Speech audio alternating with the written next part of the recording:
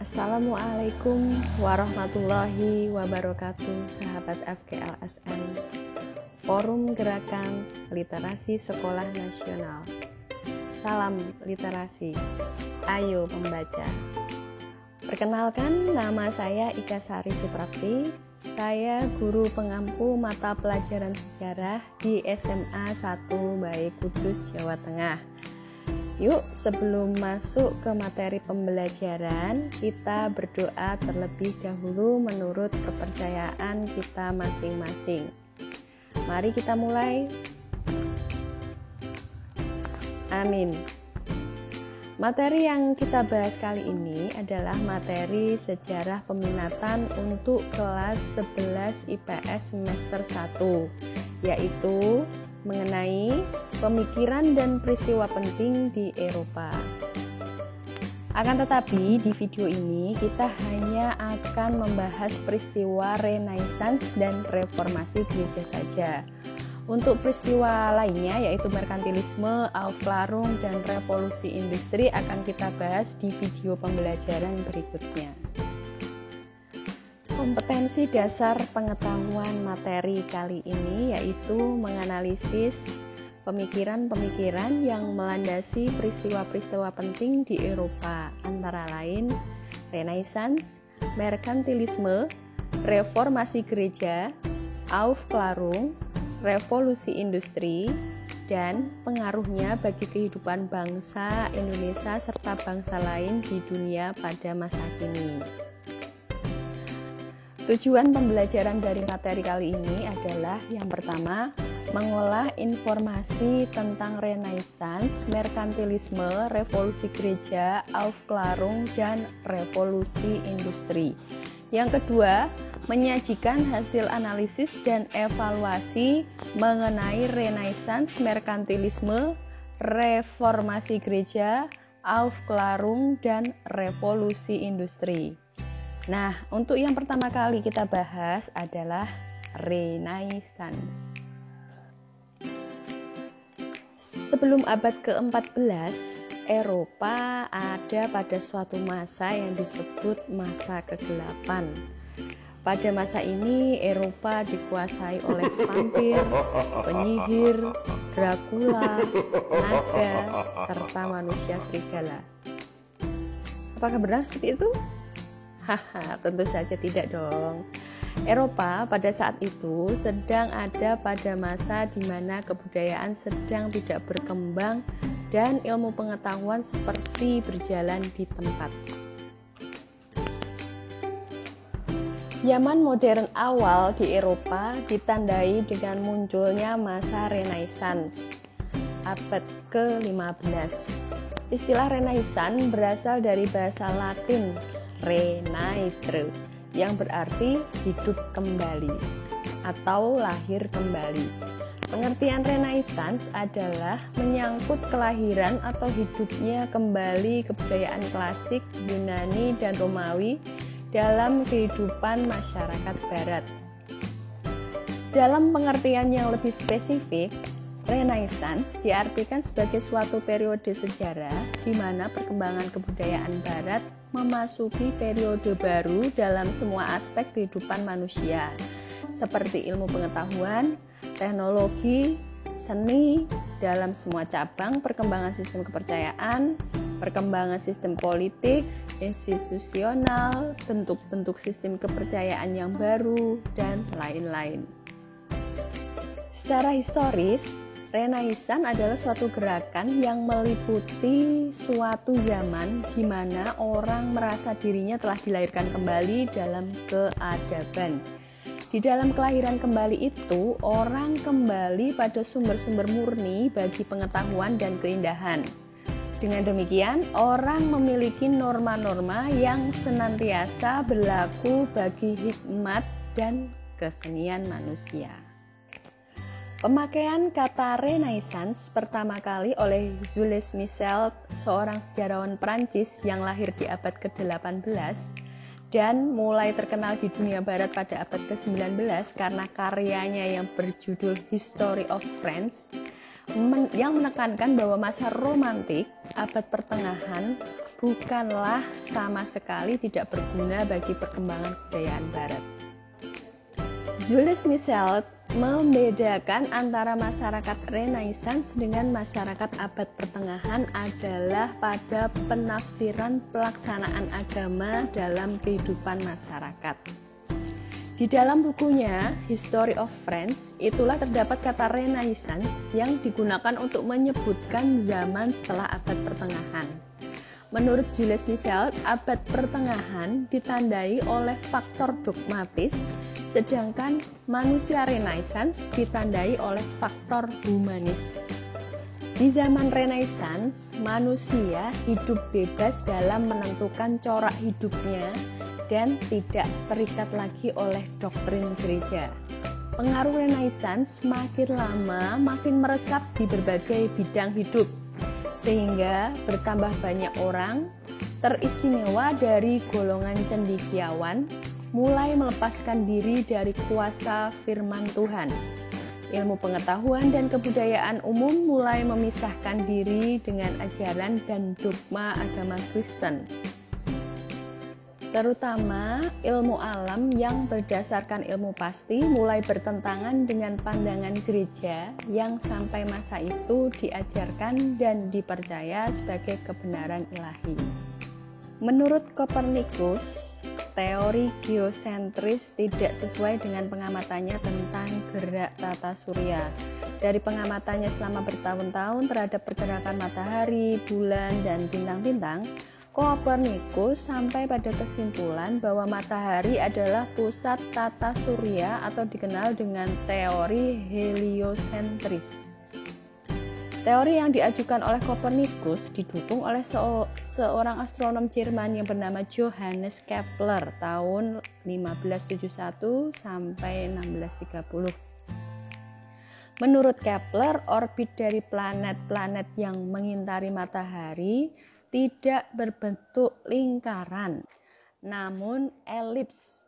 Teori heliosentris semakin kukuh dengan penemuan teleskop oleh ilmuwan Italia Galileo Galilei 1564 sampai 1642. Selain itu, zaman ini juga memunculkan seniman-seniman dengan karya-karya yang fenomenal seperti Leonardo da Vinci dengan lukisan Mona Lisa-nya yang termasyhur, Raphael yang membuat ilustrasi para pemikir Yunani dalam School of Athens, dan Michelangelo dengan lukisannya yang menghiasi atap kapel Sistine di Vatikan. Akibat dari doktrinisasi gereja yang dianggap merugikan, maka muncullah Renaissance. Renaissance merupakan proses kelahiran kembali orang Eropa untuk mempelajari ilmu pengetahuan yang terlepas dari kekuasaan gereja. Gerakan ini mulai terjadi di Italia pada abad ke-14 dan kemudian menyebar ke negara-negara lain seperti Inggris, Jerman, Belanda, dan sebagainya pada abad ke-15. Renaissance juga memiliki pengaruh terhadap dunia. Pengaruhnya cukup penting bagi kehidupan masa kini. Yang pertama adalah tumbuhnya kebebasan, kemerdekaan, dan kemandirian setiap individu manusia. Manusia berupaya menjadi manusia yang merdeka dan memaksimalkan potensi dirinya. Yang kedua, berkembangnya ilmu pengetahuan, seni, dan budaya, dan kebebasan berpikir. Yang ketiga, runtuhnya dominasi gereja di Eropa akibat revolusi gereja pada abad ke-16. Yang keempat, menguatnya kedudukan kaum pedagang atau pengusaha dan membuat mereka tumbuh menjadi kelas penguasa baru. Yang kelima, timbulnya rasa kebanggaan terhadap kepemilikan harta serta kedudukan manusia yang mampu menguasai alam semesta. Yang keenam, memicu berbagai inovasi dalam ilmu pengetahuan, masyarakat Eropa mulai melakukan penjelajahan ke berbagai wilayah. Peristiwa penting yang terjadi di Eropa yang kedua adalah reformasi gereja.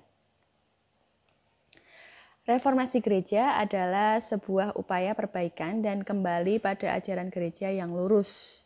Gerakan reformasi berupa sikap kritis terhadap penyimpangan-penyimpangan yang dilakukan oleh pihak gereja Katolik pada waktu itu. Tokoh-tokoh reformasi gereja yang pertama adalah Desiderius Erasmus. Tokoh ini ialah orang yang merumuskan dan mempopulerkan program reformasi kaum humanis Kristen. Dalam konsepsinya, ia menyatakan bahwa kekristenan hendaknya menjadi panduan kehidupan sehari-hari dan bukannya sistem kepercayaan dan praktek keagamaan dogmatis yang diterapkan oleh gereja. Dengan konsepsinya itu, Erasmus dianggap oleh para sejarawan sebagai seorang yang menyiapkan jalan menuju ke arah reformasi gereja. Tokoh yang kedua adalah Martin Luther. Martin Luther, seorang yang lahir pada tanggal 10 November 1483 di Eisleben, Jerman. Seorang tokoh yang paling berpengaruh dalam gereja bahkan di kalangan Protestan setelah era reformasi di mana Luther merupakan salah satu tokoh utamanya. Luther membawa pembaruan besar di Jerman. Dalam persembunyian, dia menerjemahkan kitab suci Perjanjian Baru ke dalam bahasa Jerman. Luther membawa pembaruan besar di Jerman pada masa itu. Dalam persembunyian, dia menerjemahkan kitab suci Perjanjian Baru ke dalam bahasa Jerman. Ini sangat penting sebagai sebuah pintu bagi perubahan dan kemerdekaan berpikir selama 1500-an tahun.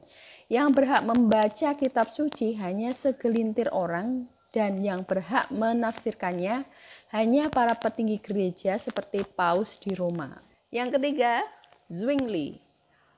Ulrich atau Ulrich Zwingli lahir di Swiss 1 Januari 1484, adalah pemimpin reformasi Swiss dan pendiri gereja reformasi Swiss. Reformasi Zwingli didukung oleh pemerintah dan penduduk Zurich dan menyebabkan perubahan-perubahan penting dalam kehidupan masyarakat dan urusan-urusan negara di Zurich. Gerakan ini khususnya dikenal karena tanpa mengenal kasihan menganiaya kaum Anabaptis dan para pengikut Kristus lainnya yang mengambil sikap tidak melawan. Reformasi menyebar dari Zurich ke 5 kanton Swiss lainnya, sementara yang 5 lainnya berpegang kuat pada pandangan imam gereja Katolik. Zwingli terbunuh di Kapel Aem Albis dalam sebuah pertempuran melawan kanton-kanton Katolik. Yang keempat adalah John Calvin. Johannes Calvin atau John Calvin lahir di Noyon, Kerajaan Prancis, 10 Juli 1509. Ia adalah teolog Kristen terkemuka pada masa reformasi Protestan yang berasal dari Prancis. Seorang pemimpin reformasi gerakan gereja di Swiss. Merupakan generasi kedua dalam jajaran pelopor dan pemimpin reformasi gereja abad ke-16. Peranannya sangat besar dalam gereja-gereja reformatoris. Gereja-gereja yang mengikuti ajaran tata gereja yang digariskan Calvin tersebar, dikenal dengan gereja Calvinisme. Sebagai pelopor reformasi gereja, ia menyebarkan gagasan-gagasan tentang bagaimana gereja reformasi yang benar itu ke banyak bagian Eropa. Calvinisme menjadi sistem teologi dari mayoritas gereja Kristen di Skotlandia, Belanda, dan bagian-bagian tertentu dari Jerman dan berpengaruh di Perancis, Hongaria, khususnya di Transilvania dan Polandia. Yang kelima adalah John Knox. John Knox lahir sekitar tahun 1513 di Haddington. Ia belajar di Universitas St. Andrew, lalu ditahbiskan menjadi imam Katolik tahun 1536 dan menjadi seorang notaris kepausan tahun 1540. Ia adalah salah seorang tokoh yang mempengaruhi gerakan reformasi di Skotlandia. Ia merupakan salah satu murid Calvin di Jenewa, sehingga pengaruh teologi Calvinis sangat kental dalam dirinya. Menurut Knox, kekristenan dan kemerdekaan nasional harus dapat ditemukan bersama, karena keduanya merupakan suatu pergumulan yang dapat diselesaikan bersama. Yang keenam adalah John Wycliffe, lahir 1324, adalah seorang pengajar di Universitas Oxford, Inggris, yang dikenal sebagai filosof, teolog, pengkhotbah, penterjemah, dan tokoh reformasi Kristen di Inggris. Ia dikenal melalui karyanya menerjemahkan Alkitab dari bahasa Latin ke dalam bahasa Inggris pada tahun 1382, yang dikenal sebagai Alkitab Wycliffe. Karya inilah yang mempengaruhi terjemahan-terjemahan Alkitab kemudian. Pada tahun 1371, doktrin-doktrin Wycliffe mengenai kekayaan gereja dianggap cocok bagi pemerintah sekuler saat itu. Sebab gereja sangat kaya dan memiliki kurang lebih sepertiga dari seluruh tanah di Inggris. Namun demikian, gereja masih menuntut kebebasan pajak dari pemerintah. Doktrin-doktrin Wycliffe dipakai untuk memaksa para rohaniawan yang segan membayar, sehingga dengan begitu pemerintah dapat membiayai perang yang mahal melawan Prancis. Penyebab reformasi gereja. Yuk kita cari tahu. Yang pertama adalah korupsi. Gereja Katolik dianggap menyimpang dari ajaran. Korupsi, nepotisme dianggap melakukan jual beli agama. Salah satu sumber kekayaan gereja yang kemudian menyebabkan terjadinya sengketa besar dengan masyarakat adalah indulgensi. Apa yang dimaksud dengan indulgensi adalah peniadaan hukuman akibat dosa. Indulgensi dapat dilakukan oleh gereja dan sebagai imbalannya orang yang bertobat memberikan sumbangan uang tunai kepada gereja. Yang kedua, munculnya negara-negara nasional di Eropa, di mana rajanya tidak mau lagi mentaati paus di Roma. Yang ketiga, berkembangnya paham humanisme yang memungkinkan orang untuk mempelajari ajaran Yesus dalam bahasa Yunani kuno. Yang keempat, hanya kaum rohaniawan yang boleh membaca dan menafsirkan Alkitab. Hal ini dianggap tidak adil oleh Martin Luther. Dampak adanya reformasi gereja, mari kita cari tahu. Yang pertama, lahirnya ajaran Kristen Protestan dan Anglikan serta sekte-sekte lainnya. Yang kedua, menguatnya kedudukan serta negara serta pemerintahan sekuler. Gereja tidak lagi memegang peranan dalam kedudukan pemerintah, melainkan rakyatnya lah yang memiliki kedudukan yang lebih kuat. Yang ketiga, lahirnya paham egalitarianisme, berasal dari bahasa Prancis égal yang berarti sama. Adalah kecenderungan berpikir bahwa seseorang harus diperlakukan sama pada dimensi seperti agama, politik, ekonomi, sosial, ataupun budaya. Untuk tugas kali ini, buatlah resum singkat mengenai Renaissance dan reformasi gereja. Tugas dikumpulkan di ruang edukasi paling lambat 1 minggu setelah materi ini diupload. Salam literasi, ayo membaca. Wassalamualaikum warahmatullahi wabarakatuh.